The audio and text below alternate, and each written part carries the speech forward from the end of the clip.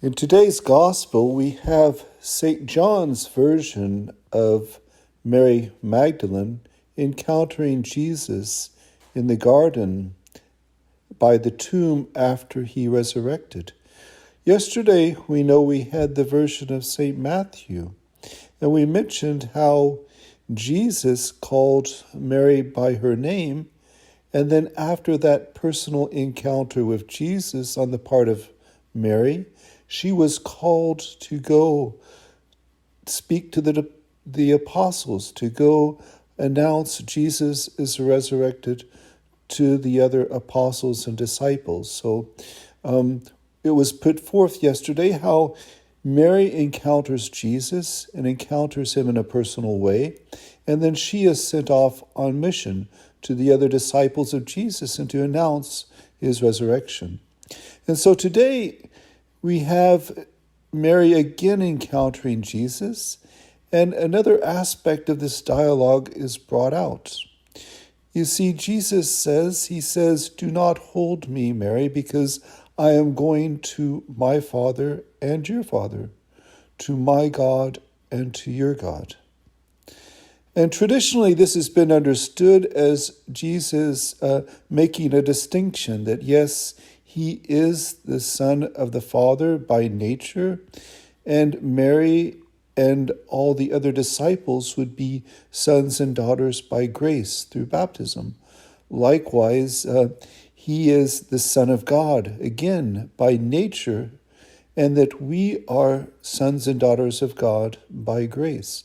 And so that's the traditional understanding of this passage of the gospel. But there's another aspect that just came out to me and just came to the forefront of my mind. Maybe Jesus was trying to say something else. Maybe he was saying that, yes, I am going to my Father, but Mary, he is also your Father. He is also your Father in a very unique and individual way. That he is each and every one of us's Father in a unique and individual way. So we can say, yes, he is my Father. Not only that he's our Father, but he is my Father because we are the son or daughter of that Father in a unique way, and not in a way that's just general or common or can be replicated or duplicated or imitated. No, this is something very unique and individual. So Jesus is asserting that, yes, he is my Father, but he is also your Father in a unique way.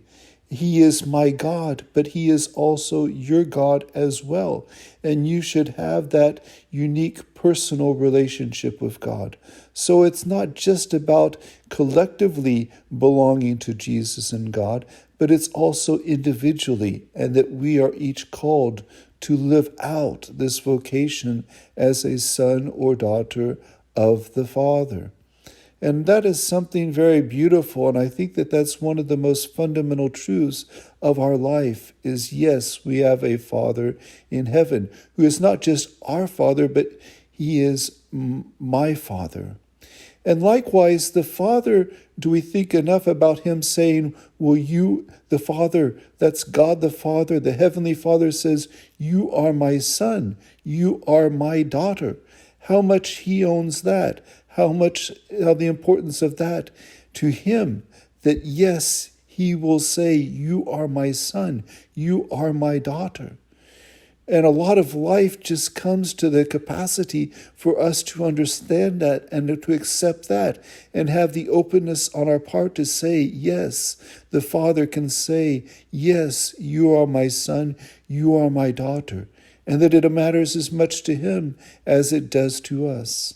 And so, yes, we should go through life always being more open and more generous and more accepting of these great mysteries, of these this great value that God has for us, that we mean something to him and we are precious to him in his sights. in his sight. That is one of the greatest mysteries, and it's one of the greatest things that we should cling to and hold on to throughout our life. And through ever what we go through, or difficulties or dark places, know, yes, we have a Father who loves us in heaven. And yes, he calls us his son or daughter.